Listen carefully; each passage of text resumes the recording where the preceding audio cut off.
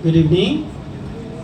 So, while waiting, no, I would like to ask your kind of participation in this talk because last week, di ko kalimot, even until now, makainamdom ko sa now sa 7-Eleven.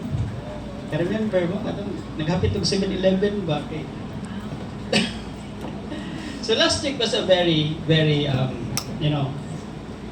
kanang daghan og kanang interaction sa talk.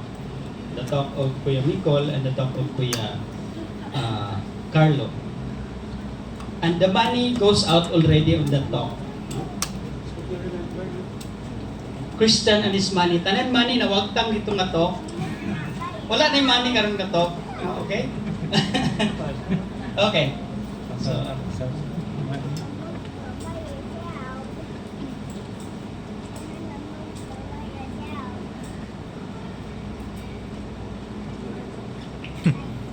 press play.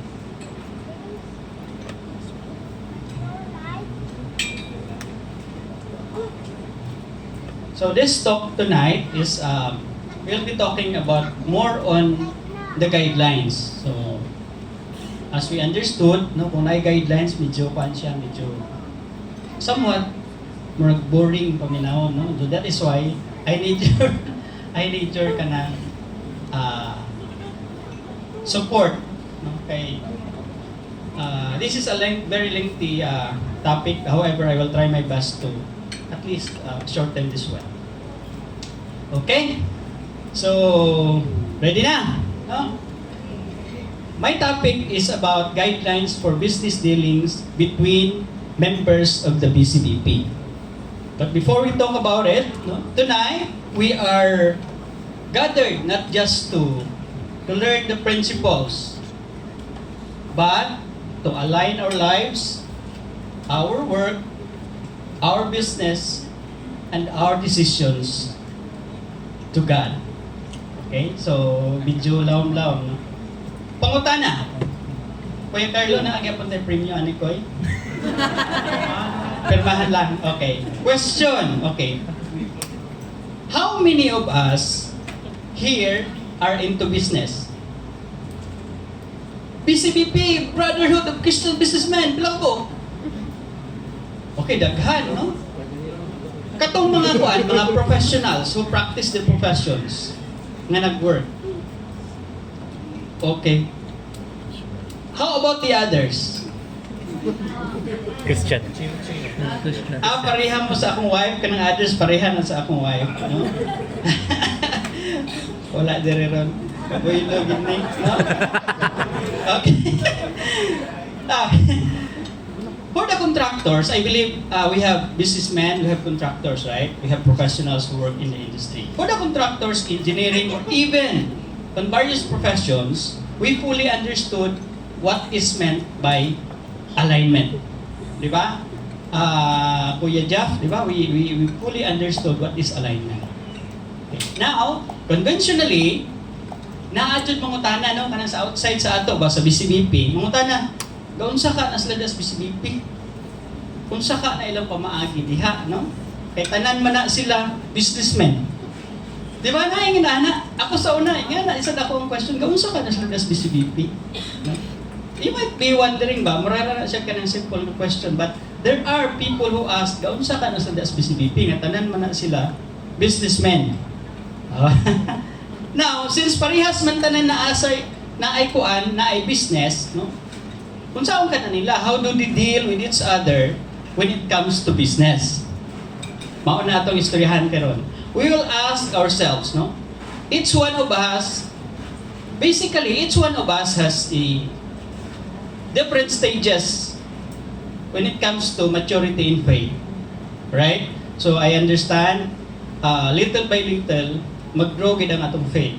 No? Just like me, no? Ako sa una, apil ragid ko, no? Kay businessman gud kinamsulod ko ani furot ginis latanan. Mas before. But I win big. Trust me, I win big. Hopefully you too. However, our faith does not stop in prayer. About ana, no? In previous talk, we learned that faith without action is dead. That was clearly stated in the book of James, no? Chapter 2, verse 26. As businessmen, as professionals, it must be seen in how we deal with people, especially kung negosyante ta, in how we deal in business. No? That means our faith in the BCBP must also manifest in the way we live and act to our business. Alright? So medyo seryoso na. No? So let me begin with another question. If Jesus were your business partner, would He approve your decisions, your pricing, your negotiations? Or how about your commitments? Think. Kung ang Ginoo ba inyong partner, mao ba na siya? Ma-approve ba si Ginoo na inyong decision? That's the very, very bold question good ng primero na itong una. And this is what will be, this is what we're going to reflect tonight. Okay? And to begin, allow me to introduce myself. Okay. I am, as mentioned by Kuya Allan, I am Allan Alagos.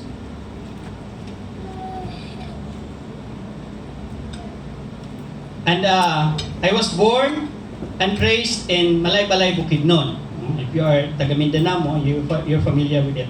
I am raised from a simple farmer family. When we say simple, that's dito gina siya nabilong sa poor, no? Poor, minimum, no? Minimal, okay? Life was not easy growing up. We experienced struggles, limitations, and hardships. But through those experiences, God was already shaping something in me. Even if I did not recognize it yet. So just karon lang ginana ko na naibawan nga, i-prepare gid ay ko sa Ginoo. Despite all those things. Okay. Now, I am blessed with a beautiful family. That means among kamidya ganan ni Kuya Allan. Akong wife is beautiful and I myself is building a family. That is meant by beautiful family. I am happily married to Ate Marga and we are blessed with 3 children, as you can see in the picture. By profession, I am a professional mechanical engineer and I am a fire and life safety practitioner and I manage a small engineering firm specializing my field of practice. Okay. But more importantly, I am a servant of God that is still learning, still growing, and still being corrected. Because ang tinuod kanang, there are times in our life that business became my priority. No? I believe parehas po na sa inyo, grabing busy. And God became secondary. I learned the hard way that success without God is empty. So gitagaan ko experience Ginoo. Dili na magsilbi, no? I learned it the hard way, God. No? And this brings me to a reflection from the Easter season. Di ba Easter, no? Bago lang, no? Ganahan mag-istorya. Ganun yung boring ni Easter. Istorya lang sa ta, no? Ay, nako story, no? I've taken this one from the book of John. In the book of John, chapter 21, after Jesus resurrected, the disciples went back to fishing. Okay, bago maana, no? Si Jesus naman, tagipatay. Then, all of those disciples, they came back to their original work, no? Which is fishing. They were skilled fishermen. Okay? This was their profession and they knew what they were doing. Of course, same like us, no? They worked the entire night, but they caught nothing. Imagine that. Una to nino. Skilled people, same with us. Experience, same with us also. Hardworking. Of course, parehagit sa ato, labi na sa mga kuyas, no? But no result. Naka-experience siguro mana, ang grabe ng hagop ng mga gyapon, no? So, then Jesus appeared and told them, cast your net on the right side. And when they obeyed, their nets were filled to overflowing. So, this will come to our reflection, no? That, Kuya and Ates, this is really our life. Many times, we rely on our own skills, experience, knowledge. We work hard, we plan, we strategize, but without God's direction, we end up empty. Because success is not just about effort. It is also about obedience. Now, to dig deeper into this one, let's find out how we live as members of the BCBP. Okay.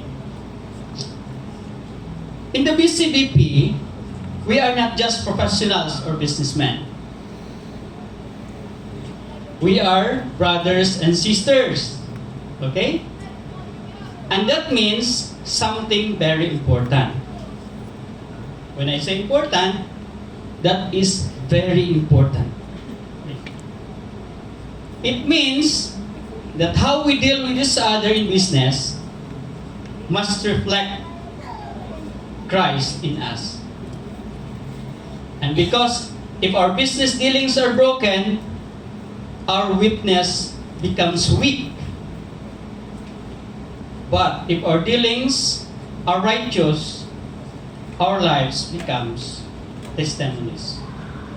Agree? Kuyas and Ates? So why does this discussion matter? No? It's because this will also guide us. No? It is a guidelines that can help us and can be applied to any business dealings even outside BCBP. And why is it important to keep a good and harmonious relationship? Because it is easy to evangelize and it reflects our bond of unity. So let's go back a little bit on that evangelization. Nga mag-evangelize man Jud, no? So, evangelization, it is a fundamental aspect of the Christian faith rooted in the Great Commission and the call to spread the gospel. If you remember that one, that was a very bold statement in Matthew 28, di ba? Matthew 28 verses 19 to 20. And it says, no? Go, therefore, and make disciples of all nations, baptizing them in the name of the Father, and of the Son, and of the Holy Spirit, teaching them my commandments, and do not be afraid. I am with you till the end of ages. So that was the Great Commission. So let us now go through the guidelines. Okay. So we will talk about the guidelines in dealing with our co-BCBP members, but it is provided with, we provide this one with two objectives, and we should understand this one. First is to, in order for us to have a clear understanding of the BCBP guidelines, that is explanatory, no? Masabtan nato unsa ang BCBP guidelines. And then ikaduha, we need to understand unsa ang procedure in resolving business conflicts there is a BCBP. Okay? So it happens gid no? Sa BCBP, since we have business dealings with our co-members, it's very important for us to understand unsay guidelines, and then kung naa magaling mga conflicts, we have to follow, we have the procedures that can help us resolve those conflicts. Okay. Let's start from the guidelines. So number one guideline is the basic commitment. No? We are encouraged to love and serve one another. We are called to love not just in words, but in action. So in business, this means we do not take advantage of each other. We do not manipulate situations for personal gains. We serve even when it costs us. So there is a BCBP na ay may mga sakripisyo there niya. As businessmen, there is a BCBP. Now, before I'll proceed, I want to emphasize that this number one guideline is I believe it covers everything. No? It's similar to commandments, no? Na it was given to us by Jesus Christ. No? The big thing, the word is about love. No? If you love, then everything will follow, and it covers everything also. Now, from Philippians chapter 2, verses 1 through 4, and 1 Peter chapter 1, verse 22, these verses encourages all Christians to live out their faith through love and service to one another. Now, kanang love nga word dako kay na siya. It's not about feeling, no? According to kung if you are hearing this from Bishop Barron or Thomas Aquinas, no? Love is not a feeling, but it is a willingness. It is you have to do what is good for the others, no? So meaning, unsay makaayo sa imong isig katao, and then you do for it, and that's love. Okay.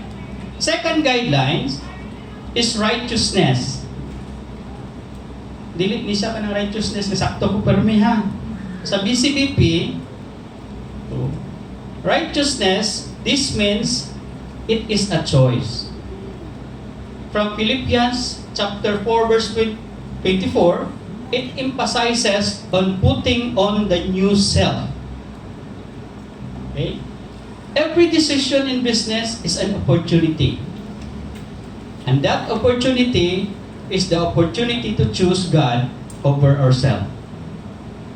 To choose honesty over gain, and to choose integrity over shortcuts. Next guideline is proper stewardship. From Proverbs chapter 10 verse 4, and it says, a slack hand causes poverty, but the hand of the diligent makes rich. So meaning, we are encouraged to become a steward of what is given to us. No?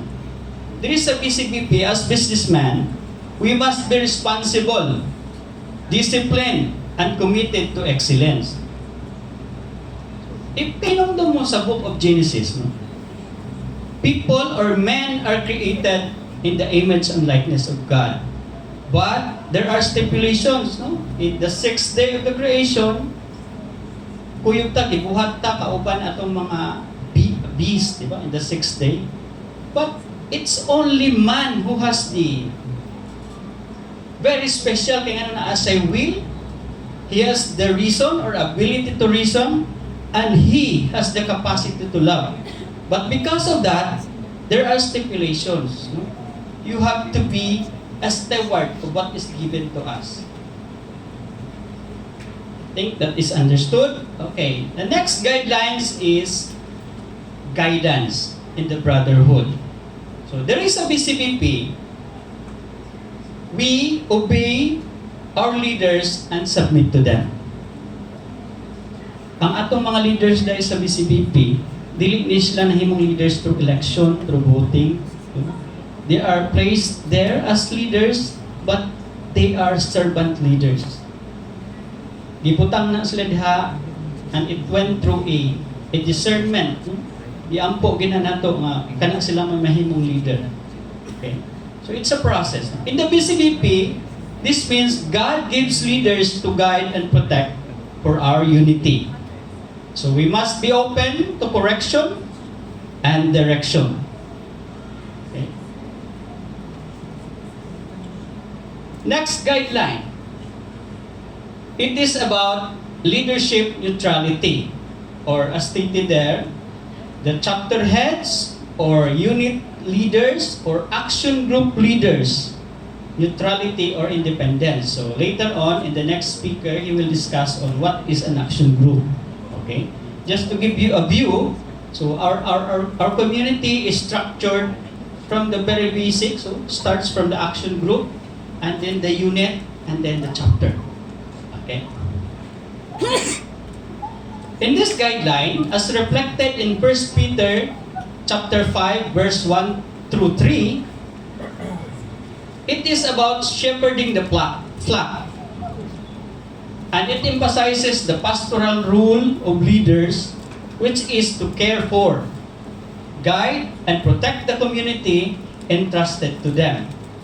This aligns with the understanding of the church as the body of Christ, where leaders are called to model Christ's love and service.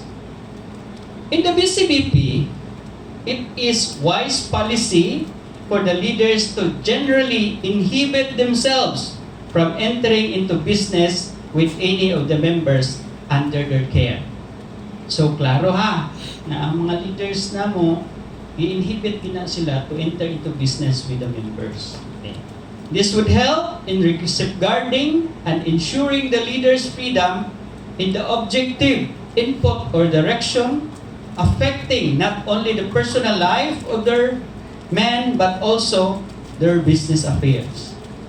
In short, leaders must not take sides.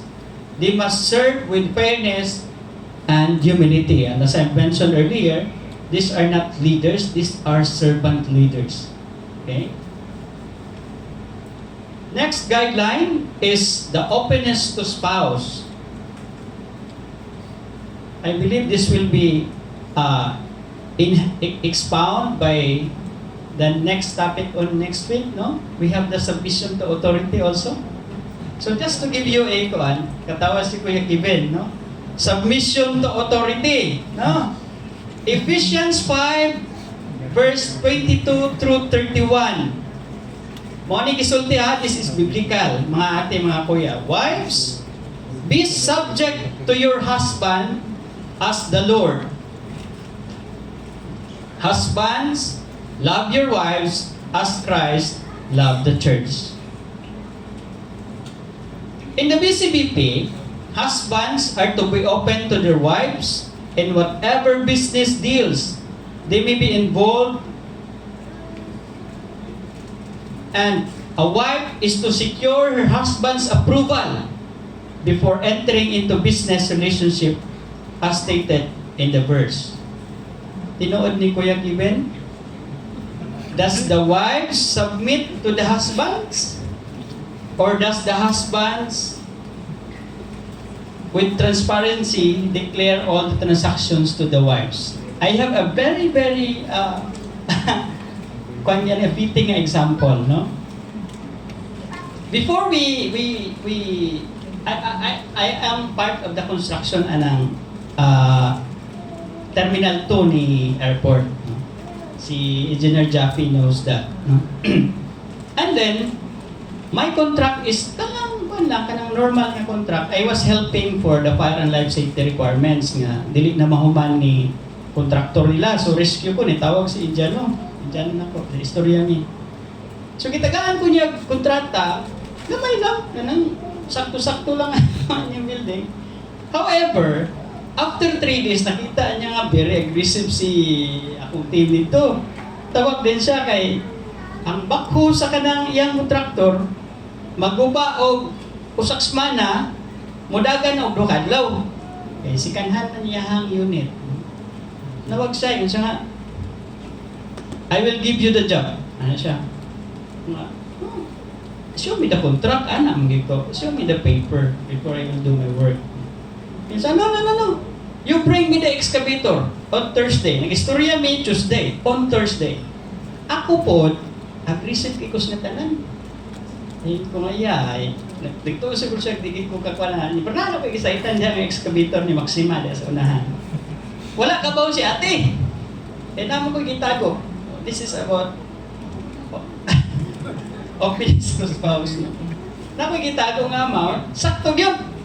PC 200, you know the cost. And then, pag-ingon niya nga, kung saman, interesado ka kay pagdadaang bakho, taga-anti ka o kontrata. Di ako taon kay kuan kayo, di adto ko dito. Pagka, uy, sa buntag, tuan na akong bakho dito. Bayaran ako ang bakho niya. Di man ba utang kay first lagi ko ng transaction. Sus, nakitaan mo na ang papel.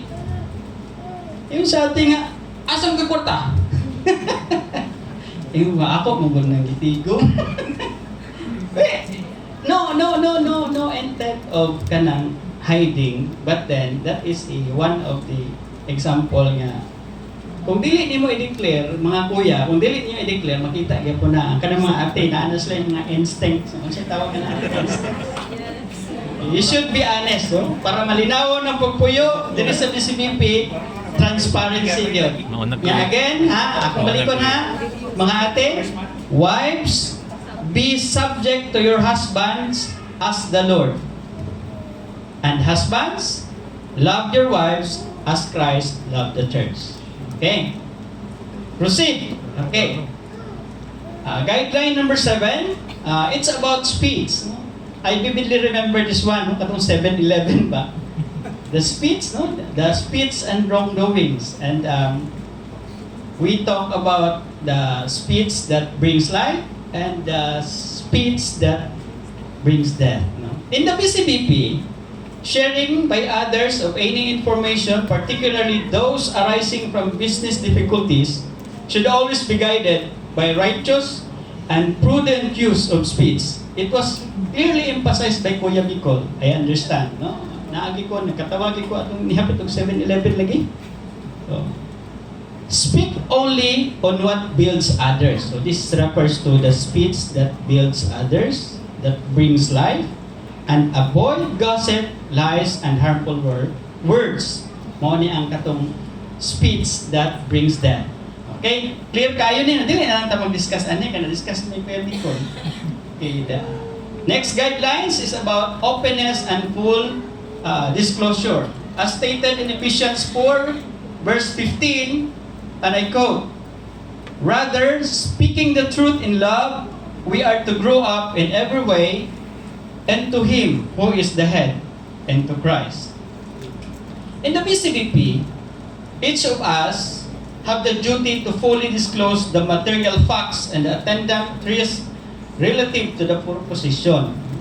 At the same time, there exists the concomitant responsibility of each member to seek answers and clarifications to his questions and other matters that may be unclear about. Misunderstandings should always be avoided to preserve peace and harmony between and among the members. So full disclosure must be made regarding all facts and circumstances surrounding or in connection with the business transaction. Now, to sum this up, no, this is referring to about speaking the truth in love. No, unsa tinuod mo ra atong istorya, and then also let's be transparent and put everything in writing kung naatay mga ingana nga transactions.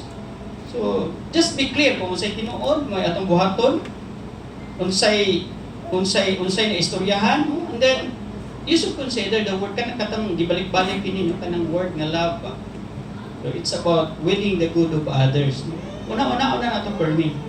And then since mga kuan man na, mga transactions man na, as much as possible, you put everything in writing. Okay? So, the last guideline, general guideline. These are all generals. No?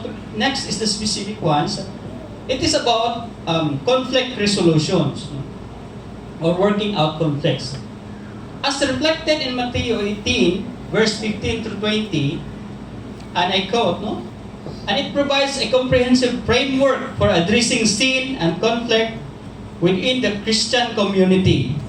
It specifically focuses on reconciliation and restoration. So somehow, in the business, we cannot avoid having this one, kanang conflicts, misunderstanding. However, in the BCBP, we always resolve issues privately. No, kung natin disagreements, concerns, we settle that one privately. In our own level ba? Dili na tamago na, grabehan na Kuya, sumbong sa bikas na takot-takot, no? That is not part of our culture. Here, pag nakaka-conflict, you talk to him. If dili nimo kaya mo istorya, you ask your action group leader or unit leader na pwede ko nimo tabangan na ako'y concern. So, okay? And then also here in the BCBP, we always seek reconciliation, not victory. Common ra ba gini, no? Kanang na yung mga complex usahay, kung natin mga lalis-lalis, ang common na to nga kana bitang ginabutang sa itong kagalingas, we need to win the kanang arguments, no? Here in the BCPP, wala ta ana. We always prioritize reconciliation. Okay? Now, these general guidelines, let's proceed with applying this one to real situations, to specific relationships. I believe most, if not all of you are familiar with, no? Kaning type of business. We have the corporation, partnership, or joint venture, etc. No? I believe kabalo mo ani, no? Natin mga negosyante, no? In the BCBP, if naata ani, natay corporations like or partnerships, all possible conflict of interest situations are to be avoided, and the member concerned has the duty to make full disclosure of all the facts and circumstances involved in the business. He must inhibit himself from all deliberations on the matter, and he can only proceed with the express consent of the other members of the propositions. Decisions are to be made by consensus or the majority and need not always be unanimous. So, in that kind of organization, example, in the corporation, sometimes we need to, mao gini siya ang balaod, no? The consensus of the many gid ang mo prevail. If it is a corporation. Same is true in the BCBP. If we have that kind of a business organization or involvement, that still follows the same. Okay? And then it is boldly stated here, full disclosure of all facts and circumstances. Alright? Then next is we have this kind of supplier and client relationships. So, as stated in Romans chapter 13 verse 8 and Galatians chapter 6 verse 10, these verses are actually implying about the guideline in having a supplier and client relationship. So, in the BCBP, we always consider the welfare of our partners. Kani, kwan gini siya, challenging kay baliktad ni siya in the real world. Di ba? Usahay, ato ra maging kaugalingon ato i-consider, di ba? Kung natay issues. No? It is incumbent also upon the client or customer to clarify himself about the products or services so as not to have false or erroneous expectations. So, and then, we honor commitments. We pay what is due, and we should be fair. Once agreements are entered into and commitments are made, each member must faithfully comply and be steadfast in his word as stated in the verse. No? In Romans, it says, owe no one anything except to love each other, for the one who loves another has fulfilled the law.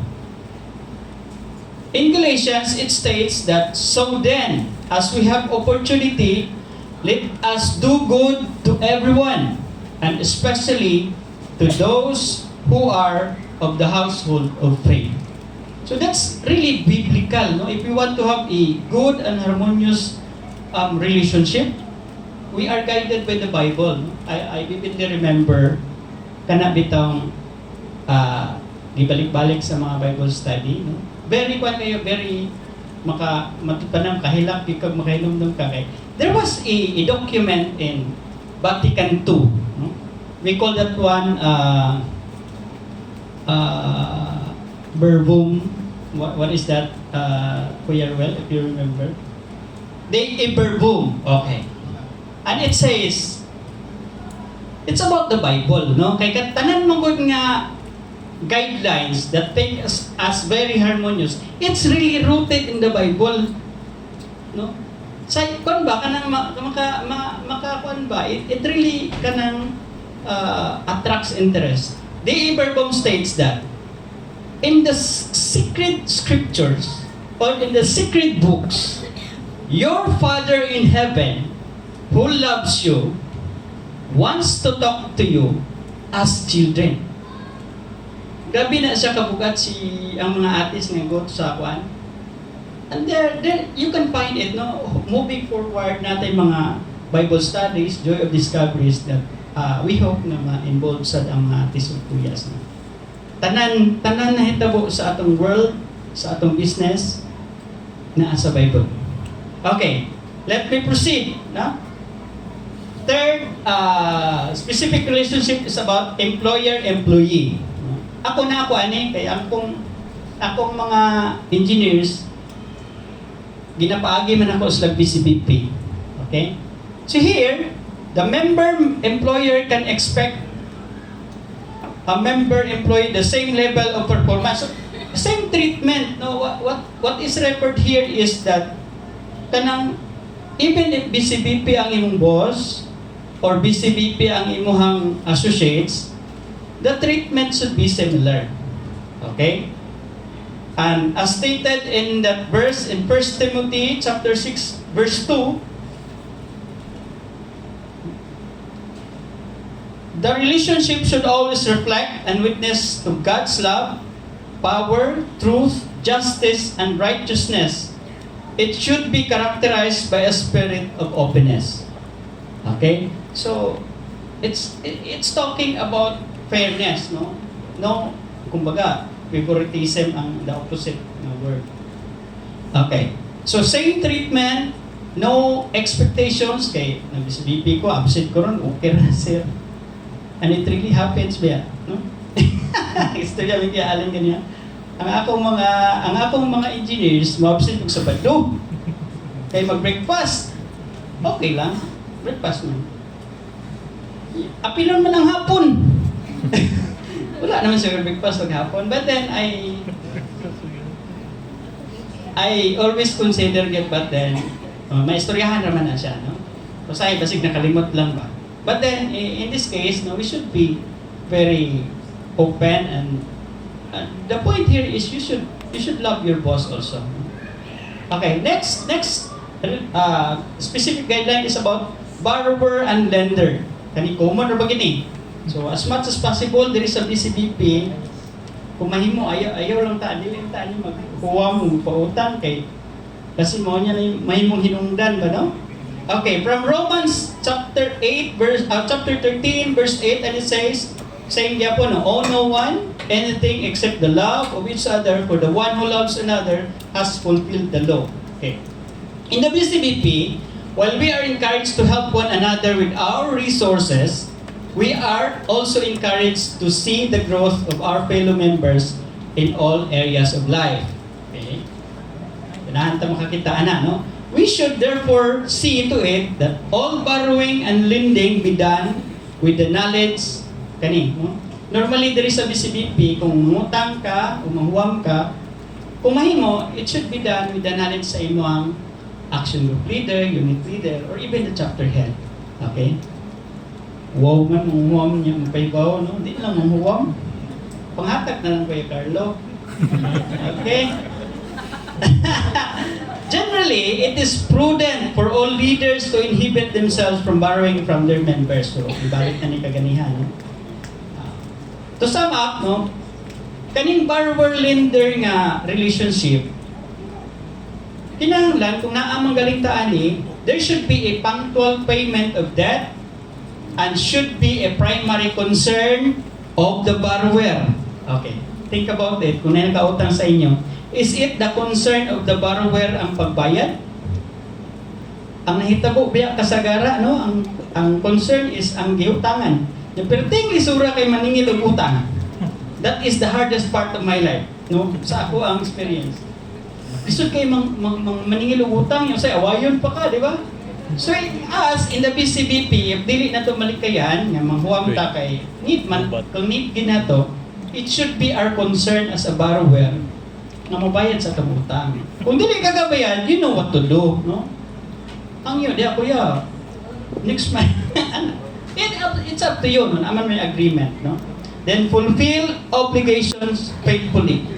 You should be faithful on sa inyong gisulti kay kinsa may tuunin mo o di ka mo tuman sa imong gibayad. Example, no? May kang kuya mo bayad ko next week.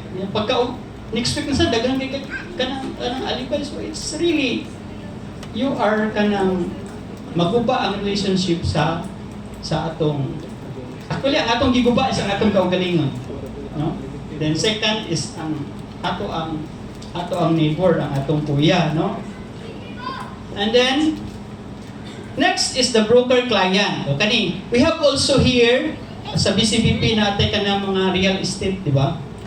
Natay I'm sure na atay broker client nga ting-ani nga relationships, no?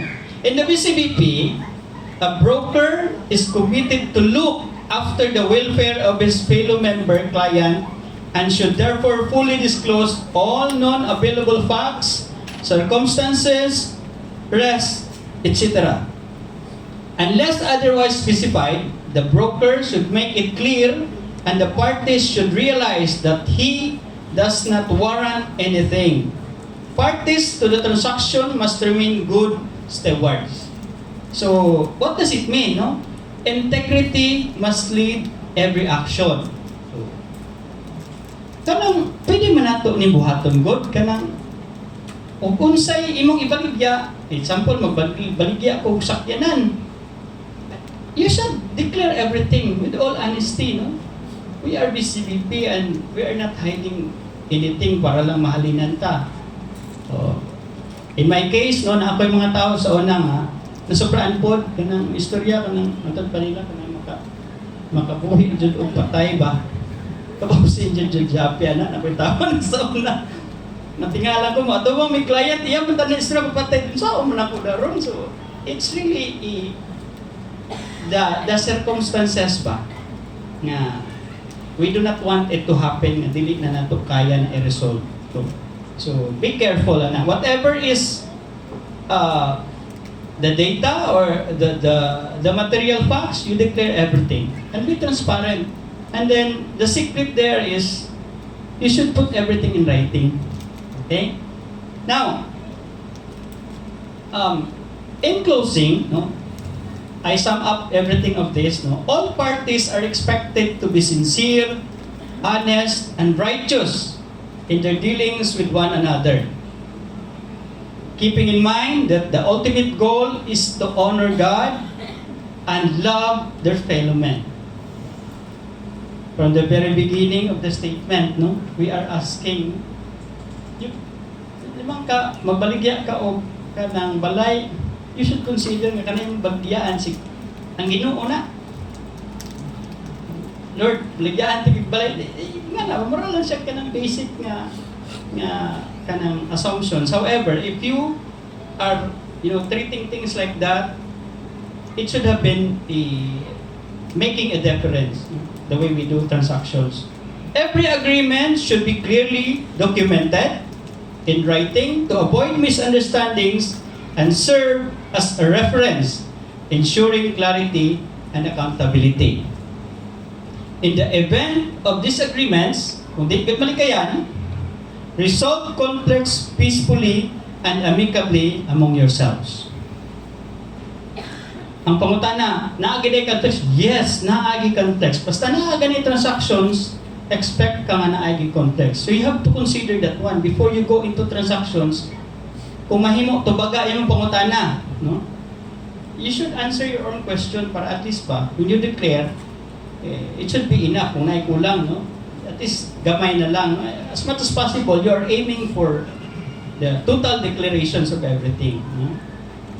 Prioritizing the preservation of personal relationships and unity to avoid causing harm or division within the brotherhood. So that is what we do in the BCBP. Okay?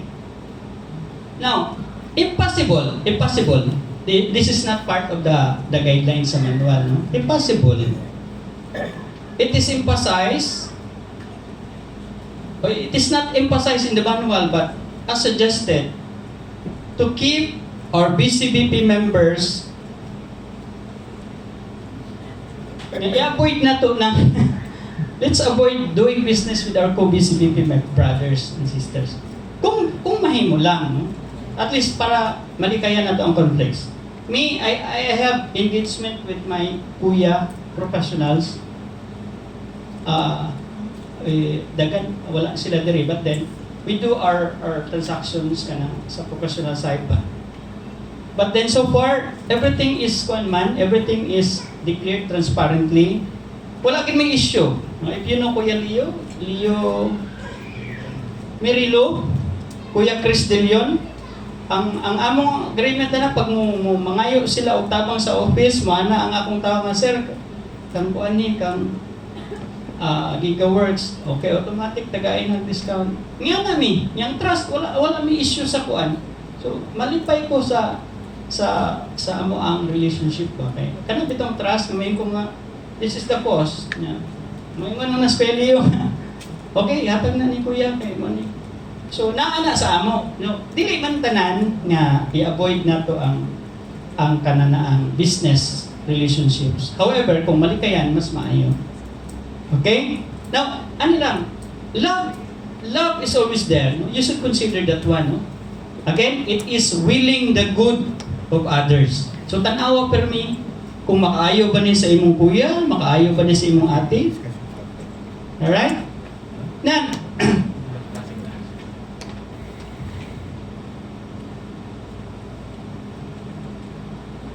okay.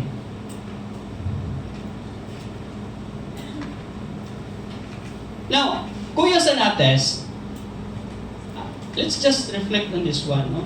At the end of our lives, ang Ginoo dili na mangutana kung pila atong naginansya, pila atong nag-i-interest kalibutan, no? God will not ask how much we earn. He will ask how we live. And also, He will ask how we treated people. And again, very important. How we honored Him. Okay? So in closing, let this be our commitment as a BCBP brothers, no? That in a every deal, every contract, every decision, dili lang unta nga makita nila kita lang. No? What do I mean by that? Kung natin mga transactions, we are always kanang praying nga dili lang nila makita kita personally. Dapat daya makita nila si Christ. That's very challenging, very challenging. Again, tanan ta we are going to a level of maturities and just aim for it, no? And lastly, do your business in such a way that when people deal with you or deal with us, they also encounter Christ. So, that's it, no? Again, I am Allan Alagos of the BCBP Mandawi chapter. I am struggling as a businessman, as a professional, but I am faithful to live out my business with Christ. Good evening.